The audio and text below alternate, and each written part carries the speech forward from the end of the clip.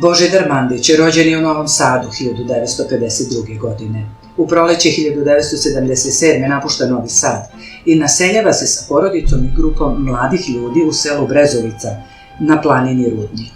Tu zasniva komunu Porodica bistrih tokova, čiji su ciljevi ekologija, otvorenost doma, umetnost i skromna ekonomija. Za 44 godine koliko traje ova komuna, kroz nju je prošlo oko 45.000 ljudi, podeljeno je oko 320.000 besplatnih obroka, noćenja je bilo oko 27.000.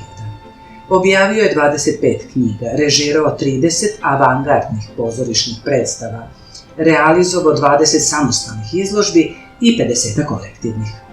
Održao je 300 predavanja o opstanku planete i života, nastupao u brojnim medijima.